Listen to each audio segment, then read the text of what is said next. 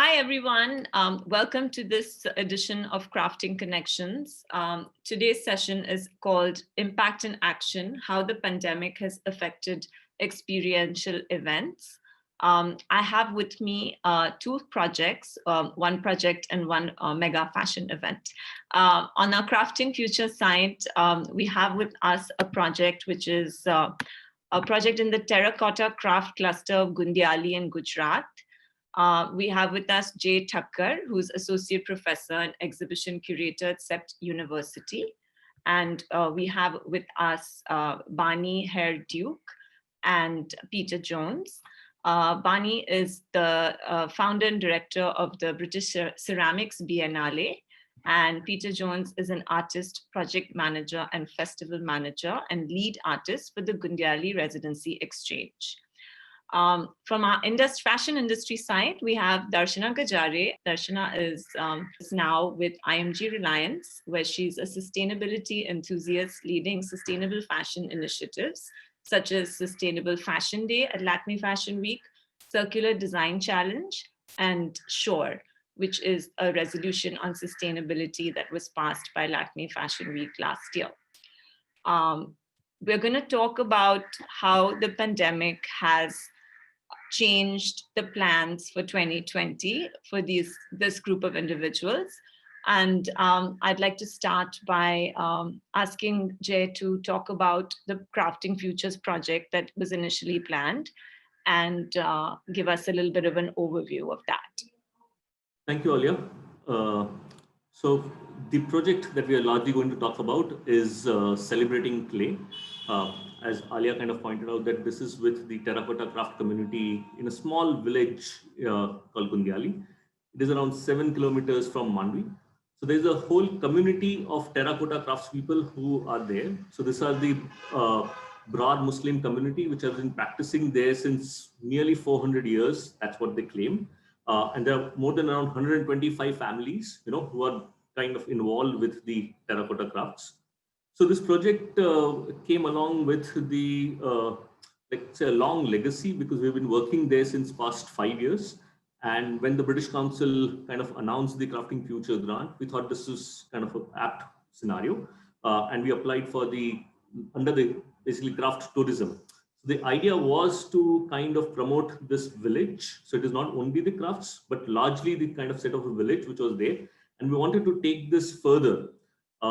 Now, because this is closer to Mandvi and because there is a run of surf, we wanted to kind of channelize the entire set of traffic towards this village, and bring a kind of a sustainability, towards this. One of the way to basically do that was to kind of tell people narratives, tell stories about who these people are, what do they do, from where do they come from, what kind of products do they produce, what are the kind of innovations that they bring on board. So that was one of the idea. And the second idea was to create a landmark, within this community at this point. So how does one largely basically create some kind of a landmark or make it into a global position? Because the place has to be known for something, especially largely for the tourism. And this is where we had decided that if we can do a kind of a, international residency, with this basically project. So this is where Barney's team kind of came into picture, because we had worked earlier and we had done a very similar set of a residency in Maharashtra. So we thought we can actually basically do an exchange program, an exchange residency, where artists from India, UK work with the craftspeople and the crafts community, and create kind of multiple installations, and generate various forms of narrative, at this point. And those are the one which can be basically widespread, among the people, among a larger global community, in order to bring people within that. So that was the whole set of an idea which we wanted to really do. But we were, how do I say, the entire set of pandemic, came into a picture, which in some sense we can say there was a plus point and there are minus points both to this. We were able to collect stories. We were actually able to go and work with community before the pandemic kind of struck. We were able to do a drone, basically photogrammetry, and actually map the entire set of village, which we wanted to do for the craft tourism. This is the first time that village was actually mapped at that degree. We were able to collect multiple points of tourism, so there are smaller step wells, which we have been working there since 5 years, and we are not aware about that. So there were a lot of stories of such different kinds, innovations that we were able to actually collect. But due to the pandemic, we kind of then decided that instead of a residency, we will set up a kind of a digital knowledge exchange program with them. Now, this was a first step with the community where we started basically actually approaching them online. Now, in this past 5 years, if people would have generally worked with the craftspeople, we realized that there is some kind of resistance, at some point to move largely within a digital domain. But somewhere this entire pandemic kind of brought a shift, in the kind of perception, and all of them were open to the idea of this digital knowledge exchange. So we devised this entire structure into largely three sets. So one was basically designed for a diverse market, thinking that once the pandemic shifts, or kind of comes to a halt, or there's a change, what are the kind of different markets that will largely open up? Second was storytelling through technology, and different products, because we thought that various products which will be developed, there is an idea of a story which is behind all of them, and which can be largely promoted. And third was looking at the local and global trends, and hence which will give them a kind of a new perception, to look at their own set of craft practices which are there. So we were able to do this program. So we had we asked for around 30 registration for each of these sessions. And we were surprised because we got more than around 50 people registering, for that. Mixed gender, so male, female, and let's say people ranging from 18 to nearly 60, 70-year-old. And that was kind of an interesting facet for us at this point. Now, when we started doing this, there was a kind of a structure where we basically invited a lot of other speakers to participate. Now, this is what I also see as a plus point, because due to the pandemic, there were a lot of people who were willing to participate and also share their knowledge. So in the earlier program, it was more of a on-field. In this, because it was online, a lot of people across the globe were able to actually participate. And we were able to bring more than around basically 17 to 18 different speakers, professionals, experts from variety of field, kind of basically come in, and do the program with them. So we were able to actually generate, a kind of a dialogue, which was basically, a mixed set of a dialogue with multiple set of language scenario. And the best part is we were able to put all of this together, and we are actually launching a virtual exhibition. So the virtual exhibition will be launched on 18th. So this is where not only the Celebrating Clay project, but largely the past 5 years of work and what we have done with the community, the kind of innovations and the story maps which are there, the narratives which are associated, all will be largely presented at this point. So just over to you for a second, Barney. So you were on the other side of WhatsApp doing some of the trainings. Is that what I gathered? Yeah, we were as a team sort of gathered, if you like, both in the UK and in India. And what we were looking to through the knowledge exchange program was to try and reintroduce, I suppose, some of the kind of objectives we had from the original project. And I suppose it's worth kind of reiterating what it was meant to be. So then I can just sort of, tell you what it then turned into.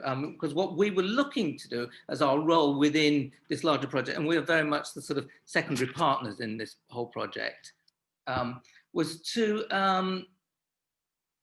establish a residency, and as part of a first stage of an exchange with the Gundiali community of potters. But this is to be a residency which is going to be an immersive, intensive 3-week experimental residency, immersing all the participants in it in place obviously with each other, the people gathered to share, and immersion with the materials, with the materials of place. In this instance, clay, which is a material that's common to all the participants, the UK based artists, the India-based artists, and the Gundiali artists and creatives. And we had, our purpose was to respond to this set of circumstances, to respond to the experience, the shared experience, and then express that response through producing outputs, not product, not the development of product. It wasn't a design intervention in that sense. It was very much about expressing through work, display, objects, process, with no predetermined outcomes. The ambition was to present, display, and intervene into the space with these outcomes. That wasn't possible. But what we did, and it was actually extraordinary what we did manage to achieve, was we held a mini residency, which was online.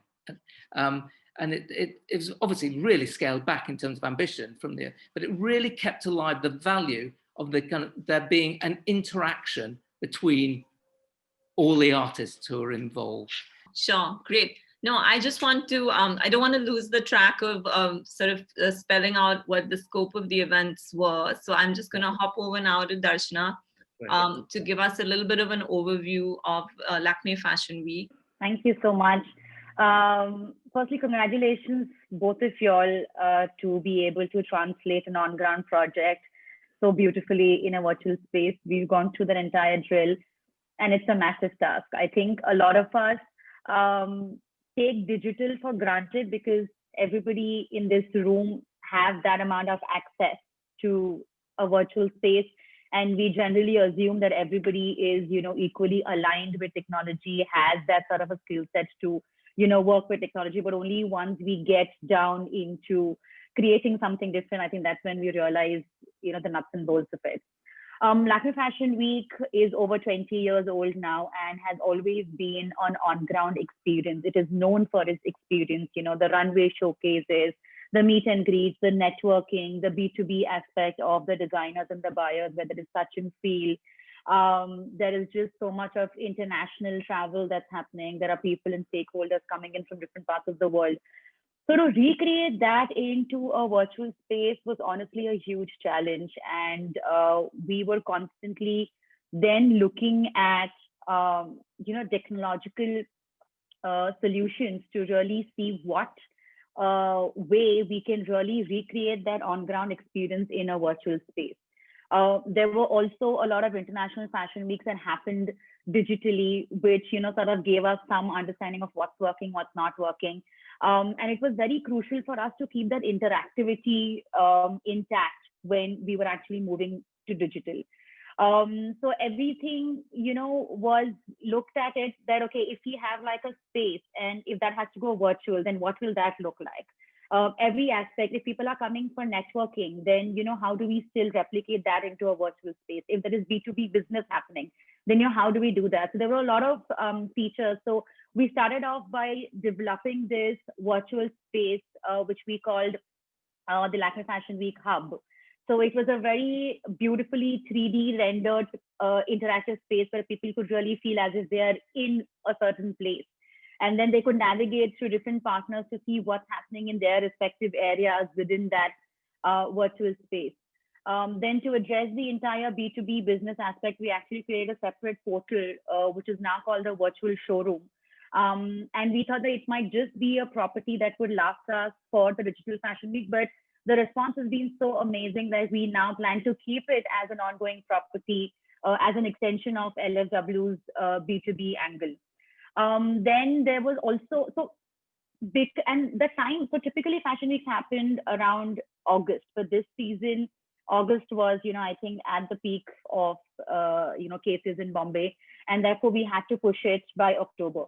So we were also looking at designers showcasing like a mid-season collection. So there was no winter festive, there was no summer, people had not showcased in the previous season as well. So we also decided to keep the season fluid. So, we were not rigid that, okay, show only festive or show only spring, summer. It was very fluid. We also, opened up the opportunity for designers to not just do B2B, but also do B2C. And the way we facilitated that was through this entire technology where a user could actually see that garment in this entire film that's happening as part of the runway showcase, click on that product and go straight to the designer's website to actually make that purchase as well. So apart from creating that experience digitally, one of the core sort of a goal for us was also to help these businesses in whatever way we could, because all designers and all the brands also had gone through, you know, a big slowdown all through those months. So it was very crucial for us to also look at how we can support that. One thing that you would have also noticed from a programming point of view is that the Lakme Fashion Week finale generally has a very well-known, very established designer. But this time also with our primary partners, Lakme, the focus was to then identify, you know, emerging talent and then give them that spotlight during this time so that that could really help them, you know, use Lakme Fashion Week as a platform and, you know, propel in their business.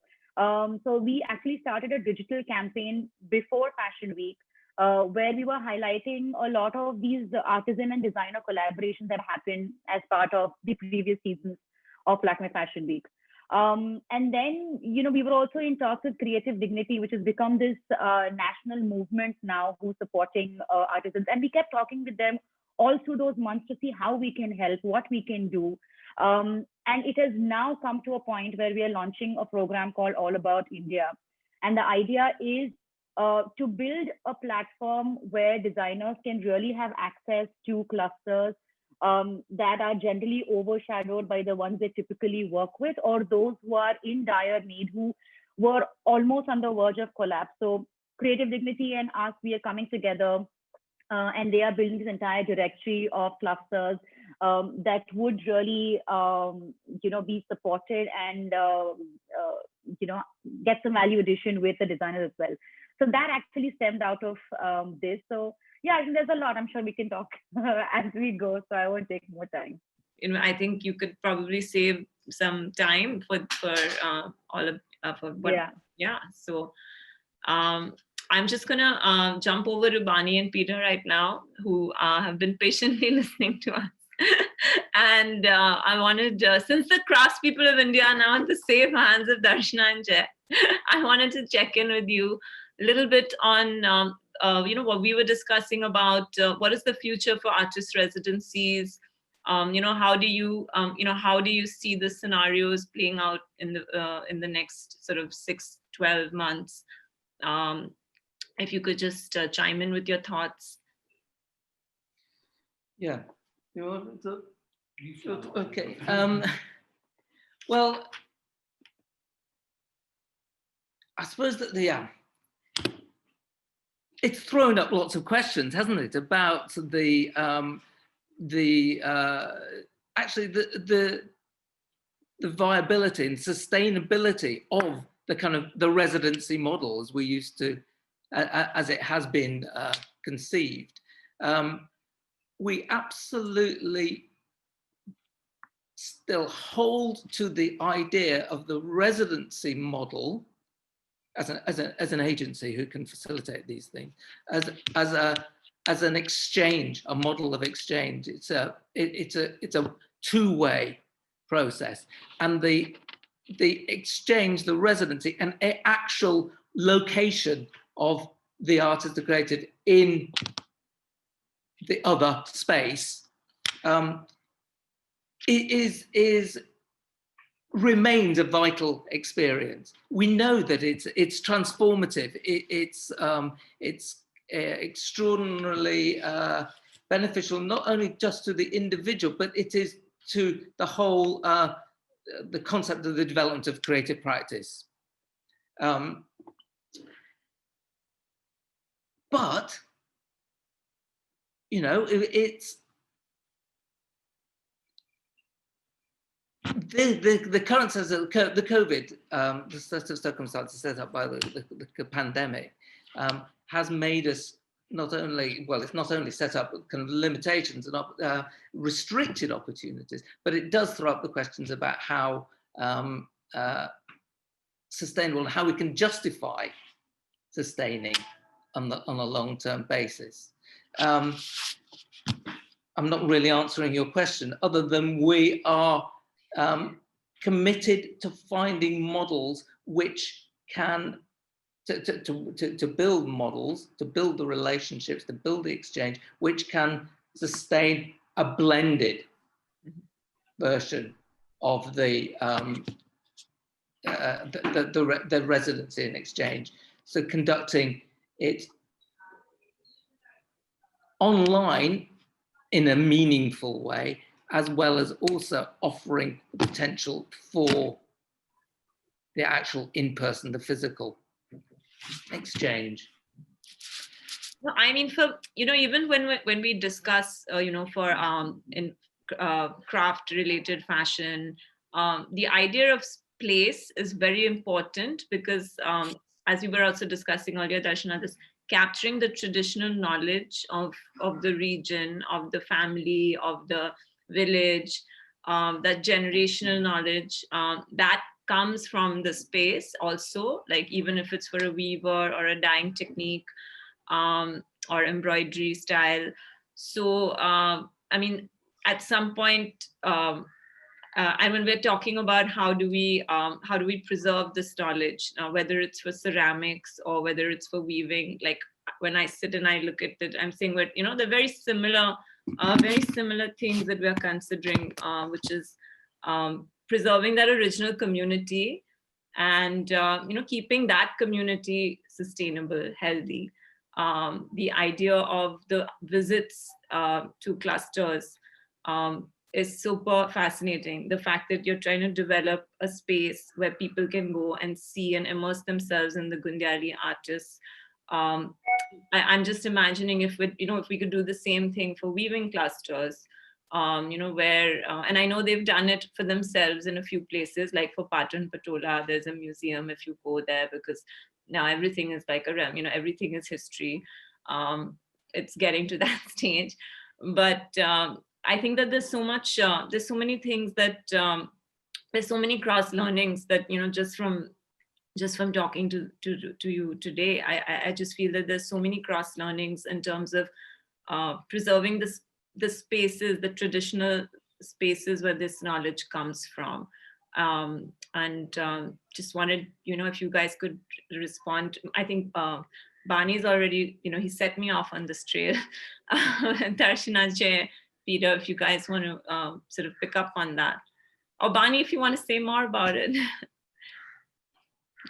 Yeah, well, I don't want to hog the thing.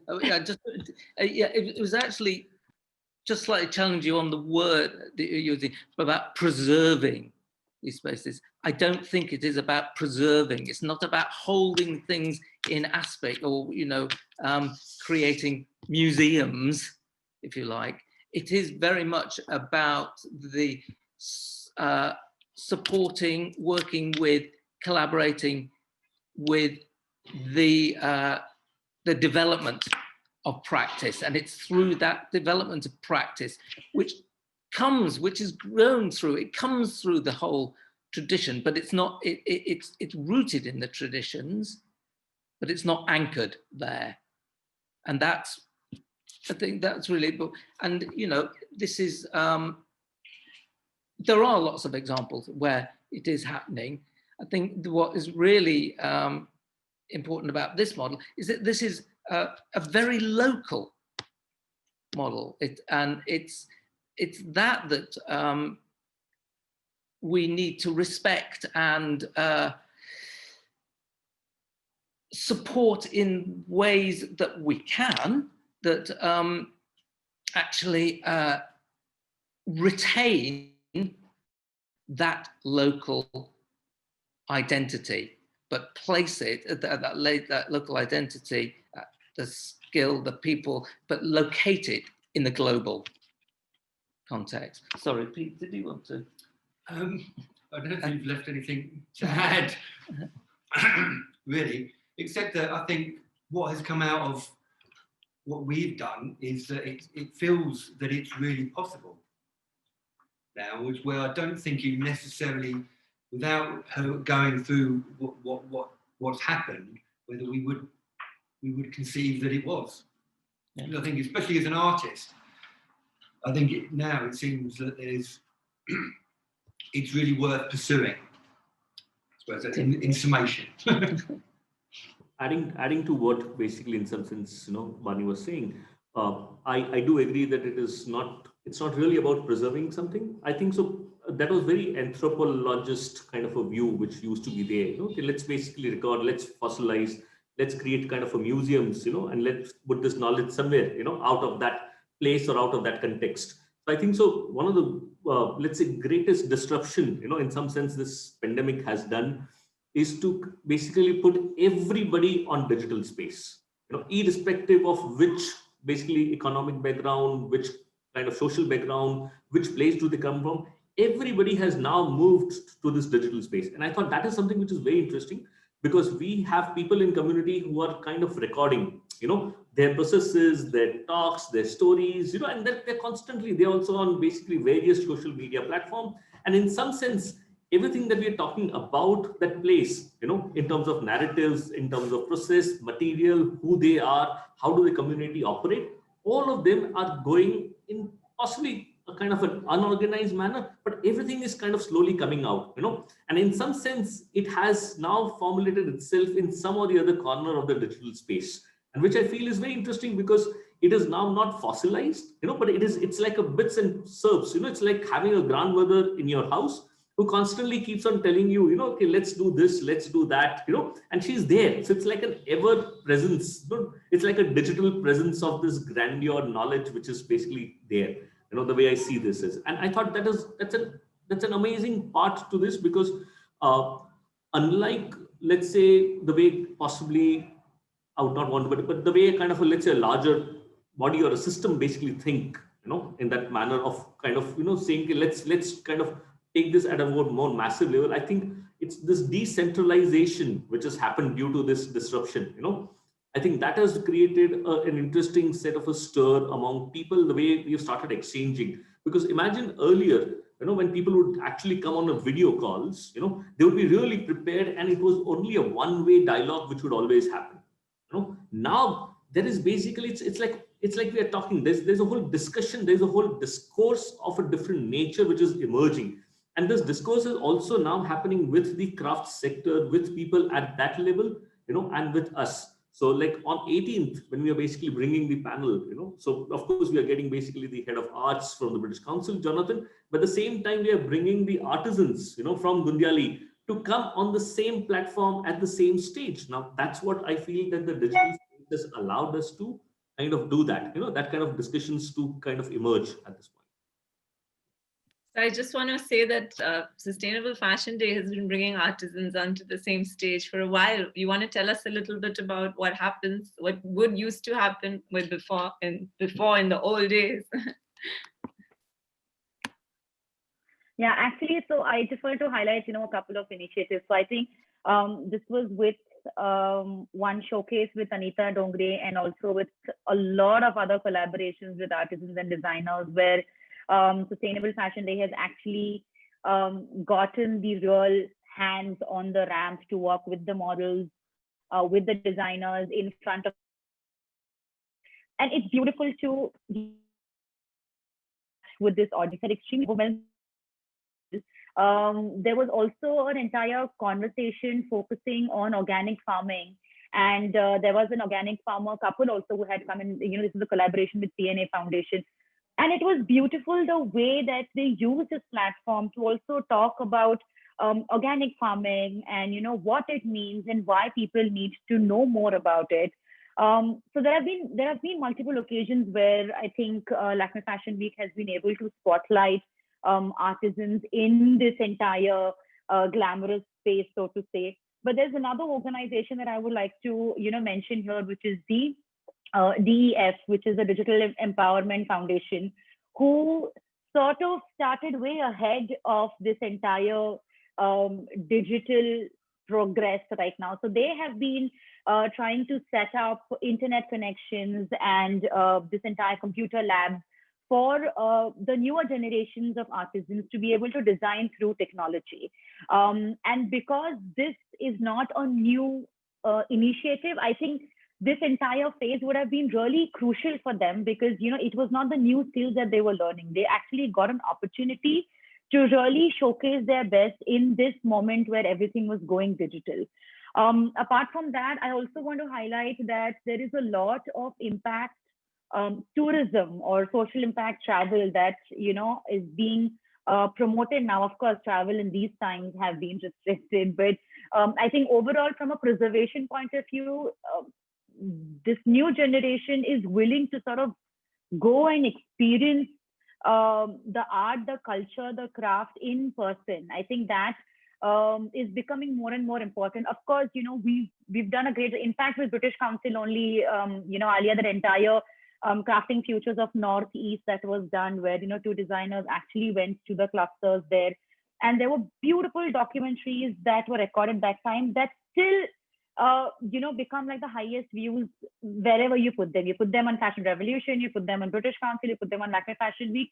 It is able to capture the essence of what a day in the life of an artisan looks like. And you know, while storytelling will continue to be an important aspect, I think that's what you know, Sustainable Fashion Day is also largely you know, about. Apart from the collection, apart from the designer side of the story, there has always been an equal importance to showcase the artisan side of the story. So that is here to stay. I think we are just in a phase where we're trying to, you know, innovate how we can make the most of this medium. And like you rightly said, Jay, I think everybody is warming up to this medium. I mean, you know, you have artisans on WhatsApp now, and, you know, if you ask them to acha aapka ek video bhejna, they're more than happy to do that. You know, they're also getting that confidence to be on camera. They're getting the confidence to also shoot beautiful angles. You know, when we were doing this entire social media campaign around All About India only, and we reached out to them directly, they were sending us beautiful pictures, and we just had to do a little art direction virtually. But it's amazing. I think everybody is using this platform to the fullest. So the pandemic has actually led to a lot of sort of critical skills being acquired. And I think that, you know, I think that it's also forcing people like us to, like Barney said, figure out what do we do? Is what we're doing, is it really sustainable? How do we look ahead and you know, keep it sustainable? And you know, maybe the visits and ecotourism, or, you know, sustainable, you know, ongoing and understanding what an artist community is all about, getting that culture out, whether it's artist community or weavers. You know, those are the sort of that's, you know, that's probably where we need to push the culture. And obviously not preserve it like a museum or a fossil. But the discussion, a lot of it in the fashion side, is also just the loss of knowledge. Like those skills are being lost. Aliya, yeah, I mean, no, I just wanted to add to that. Actually, when we talk about preservation, I think for me personally, if you say a pain point now also, especially in the pandemic, has been, you know, because the clusters have been so badly affected, a lot of the younger generations are moving to other jobs. And I think that is a huge issue that is going to need collective action from multiple stakeholders who are here today, and, you know, a lot of other organizations as well, is because we are going to have to devise a certain system or certain programs to incentivize the younger generations to also carry out that craft. You know, there's only so much that this older generation can do. At the end of the day, if they think that a job of a watchman in Bombay is more lucrative, we are losing that craft. And I think that's an area of craft preservation that's going to need a lot of focus, because you know, we need to incentivize it. We need to look at models that make that artisan also feel dignity in what he or she is doing and feel the respect. You know, a lot of times we look at the artisans and the way they talk to us is, you know, they always feel that somebody sitting in a glass cabin is way more respected or is way more educated. But I think it's important for us to give them that respect and that confidence and tell them that what you're doing is maybe more important than what we are doing. We are only a part of this entire pipeline who tell your story to the masses.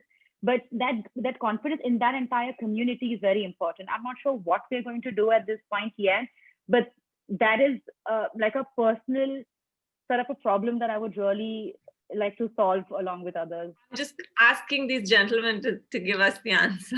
So one of the way, basically, in some senses, when we talk about basically this entire knowledge body, and the knowledge, and which is largely a tacit knowledge or oral knowledge in many ways, it's largely because makers is about tacit knowledge. It's largely a body which is largely involved. It is always very important to have a transfer of knowledge. So what currently you are basically talking about is that the younger generation who are kind of moving out, and hence this transfer of knowledge, the chain has been largely basically slowly it's getting broken down. It's becoming weaker and weaker, day by day. Now, the way I see it is that one of the way or model to approach is that what we need to do is possibly the same set of craftspeople may not want to, the younger one may not want to do it, but there are a lot of younger generation, younger set of people who are willing to actually go and work with this craftspeople. That's one of the thing which is kind of bringing a shift. So if you really look at, let's say, within the Indian systems, at this point, there are no education programs, there are no schools which really talk about. So tomorrow you want to learn a woodwork, right? There's no school which actually would teach you woodworking, which is very simple set of scenario, right? So imagine there are a huge number of crafts. There are only kind of handful of few institutions which really basically teach you or give you knowledge about crafts. But I think so this is what is needed, that if one really wants to kind of, let's say a younger generation, who would want to take this further and take it with the idea of dignity, then it has to move to that domain where it becomes also part of a larger set of an education system, right from the childhood, till basically somebody goes to the university and somebody says, yeah, I'm a carpenter, the same way one would say, I'm a CEO of a finance company, and they both should be able to take the same set of pride in doing that. And I think so that is what is needed. What we need is to basically inculcate this value at much, let's say, younger years, and that is what will kind of evolve, into a larger set of, let's say, value-based systems within our society. Yeah, I'm in danger of repeating, but I just want to reinforce that is this kind of the whole ambition here to be addressing the idea of the value of craft, both craft product, but also of craft practice. And that sits at the heart of what this project has been, the Biennial project has been. But Jay is absolutely right. It's got to sit at the heart of the kind of all the programs which are seeking to, it's the Crafting Futures programs particularly, they're seeking to address economic, social, and what's the third area? The cultural objectives. But it is absolutely critical, this value that is accorded to craft and craft practice. And doing that, not just with the notion with an external, there's an external understanding and appreciation of value of craft and practice, but there's that value system is also inculcated within those communities, within those communities of practice. So this kind of why I say it's kind of central to this, the whole celebrating clay in the Biennial community, is that there's an internal reflection on all that. There's a revealing almost of that kind of, not introspection, but a reflection within the community that is also then being reflected out. So there's a kind of revealing of those values and what underpins to the community itself and to the wider world and a wider context. And this particular community has been doing this for 400 years, you said, yeah, correct? Absolutely, yeah. And there are still young people involved in it actively, from what I gathered. Yes. So one of the interesting things that when we started 5 years back within this community, we were largely working with much more a kind of a, let's say, higher age group people, at this point. So we started with them. And over the period of years, we have now actually more younger people with whom we are working, who have now basically kind of taken this up at multiple levels, so one, people who are also at the making level, but there are also people who actually go out to different markets. They are the one who basically promote it. They are the one who has basically moved to a different way of packaging, of basically telling the stories, So what I feel is that the younger generation in some sense is promising, because they are rightly rooted into the place in the system. And hence, when they talk about it, I think it comes from the heart, it comes from the soil at that point, So I think what is very important is to basically bring that essence out. I mean, carrying a legacy is it's a difficult challenge for sure.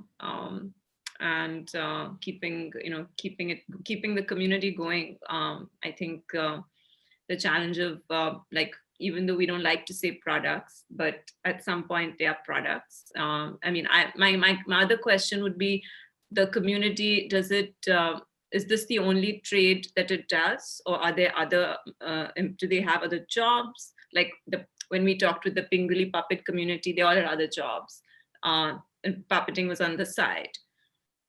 So this is one of the, in some sense, I feel this is one of the good part, because they are actually completely devoted to this crafts, they basically have different set of seasons of which they of course operate, so from basically summer to winter.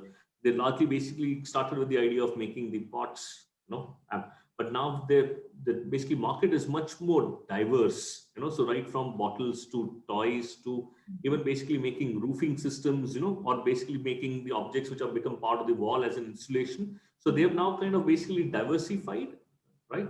But I still feel that there's far more possible, because we worked with some of the engineers. So we had this craft collaborative fellowship program where we floated a fellowship across basically let's say South Asia.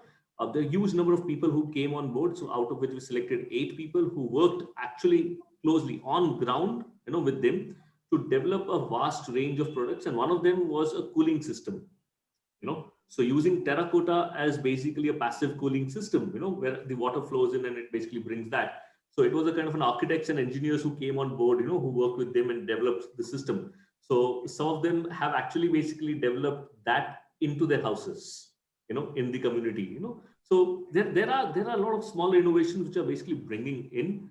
So what is important is basically, in some sense, that's why I say the digital space has given them a voice.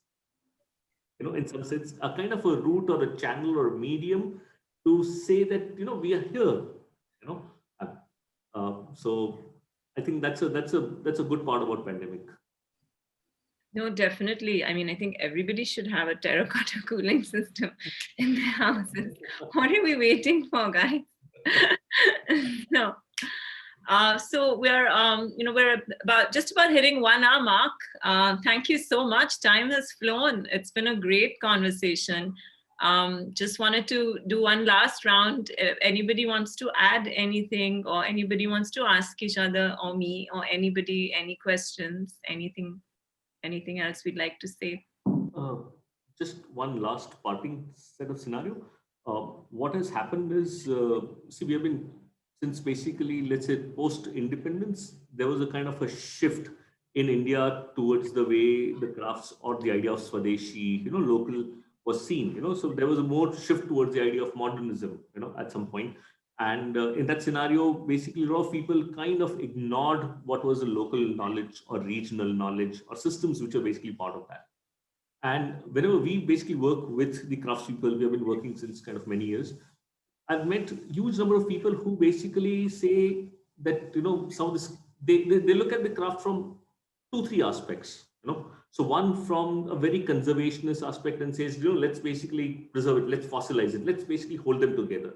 There are another set of people who are very romanticized, and they would want to see this craftspeople in a very, romanticized or more patronizing way. They basically look at it. I think we need to really basically move ahead and put them that they are equals, because they are the people who have the knowledge since generations. We have possibly got it only in this couple of years, the knowledge, but they have the legacy of knowledge. So we have this, one of the student in CEPT University. He was the 19th generation of the jewelry maker, and he was doing a conservation course. And I thought that was like amazing amount of some knowledge, which is part of the body, part of the history, which is there, And I think so we really need to respect them and put them at the equal position from any projects we do. So a lot of time people basically take up a project and then give them like a contract to do something. Rather, they should be brought on board right at the beginning, of it. Also, many of the, let's say, discussions which talk about craftspeople across the Indian platforms, they never bring actually craftspeople on board, to kind of discuss their views. None of the policies which are largely being made, about them, bring actually people from the ground, to actually say that what would be the one of the best set of scenarios. So I think so. This is the time to bring that change, in kind of largely a social set of a mindset, of larger population of India. Great.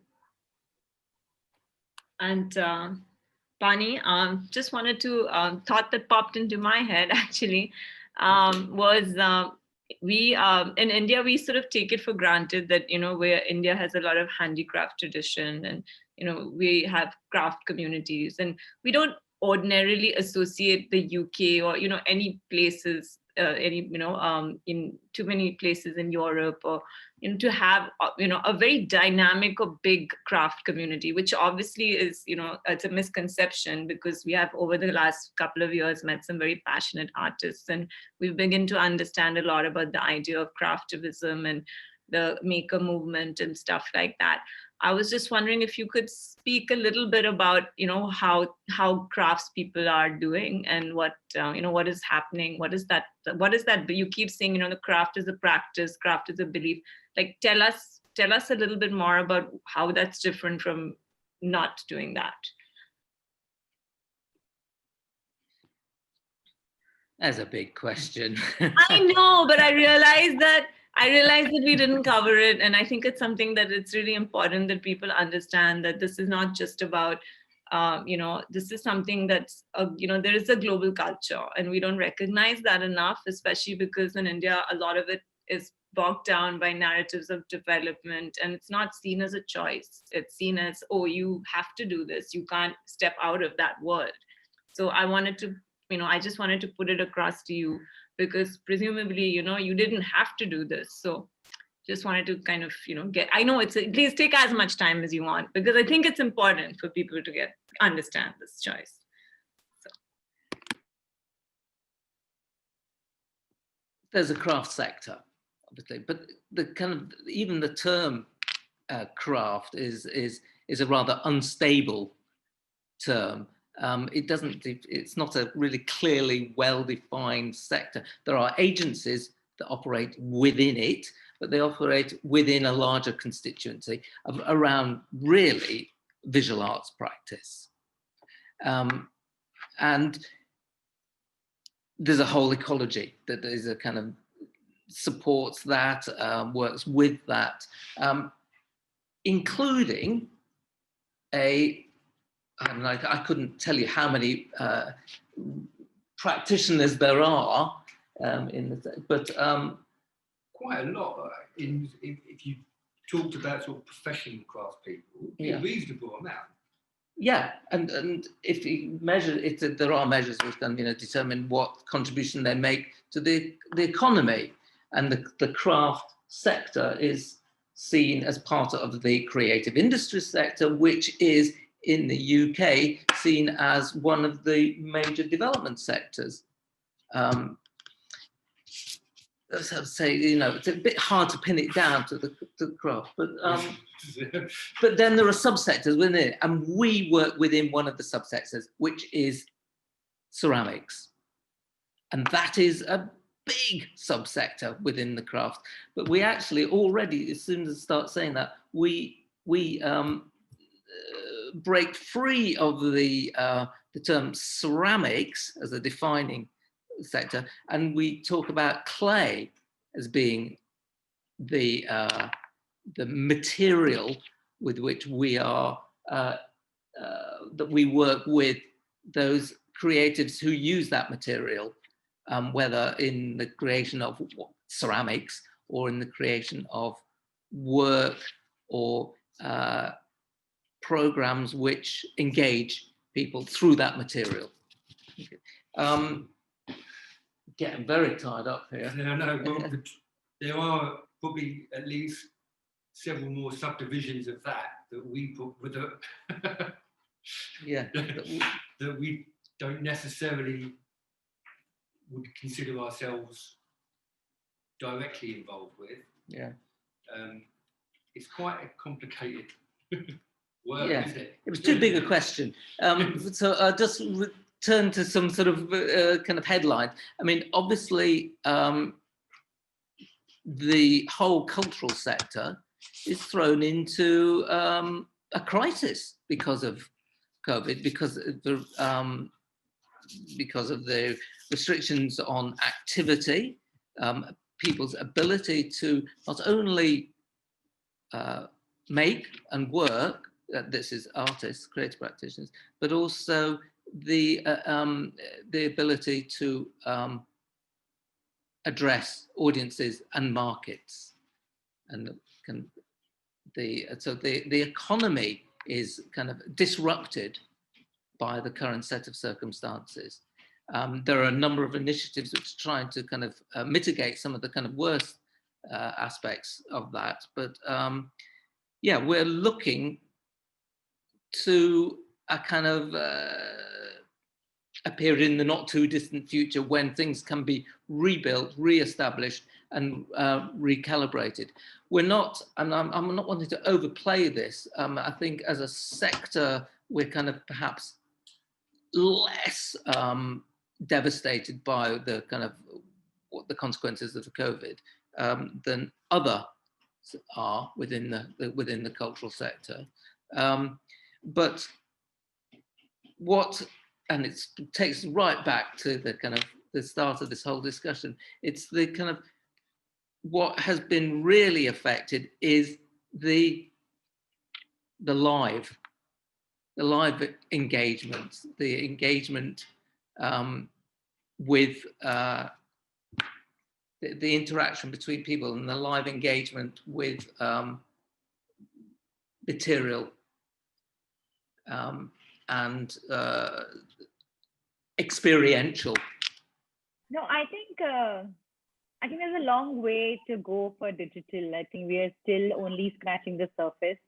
At this point, I think we are compelled to use this medium, but I think there will be a lot of exciting innovation, technology, and usage of this model and this medium, for the best practices. I think we're yet to see a lot. I'm some way very glad also to be in this phase that people are opening up from traditional ways of doing business or events or activations or anything across the board, that people are being okay with, meeting digitally. Some like it, some don't, and some take it with a pinch of salt.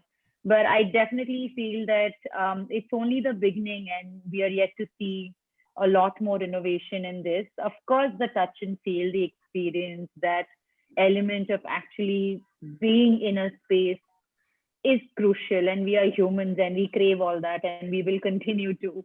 But I think we will be seeing a lot more interesting stuff to come. I mean, it is that about how we've arrived at this position of kind of working with the digital of necessity, but actually it has, I suppose, opened us up to being open to what the potential it does offer, actually. And it's also given license to us as creative practitioners to be good at, to do what we're good at. And that's being resourceful and creative and problem solving around situations. And I think it's been really, really important that it's been frustrating that we've only got the digital, but it's really important that we have got it, because that's what we've got. That is how we are engaging, is through the digital. And it's really helping deal with the situation, which I think you were probably asking me about before, which is dealing with this actual sense of isolation. and dislocation. It is helping, it is giving, it is pushing us forward into deploying what the digital skills that we have and developing more and more resources to address it. But it's not ultimately, and this is where I might sound like a Luddite, to replace. It isn't the alternative to the physical and the experiential that we want, but it can add value. It is bringing added value to experience. So I do look forward to the point at which we can kind of not return to normal, because there's no such thing as a return, but we can address ourselves to a post-COVID set of circumstances. There you go. Is that a better answer? Definitely, thank you.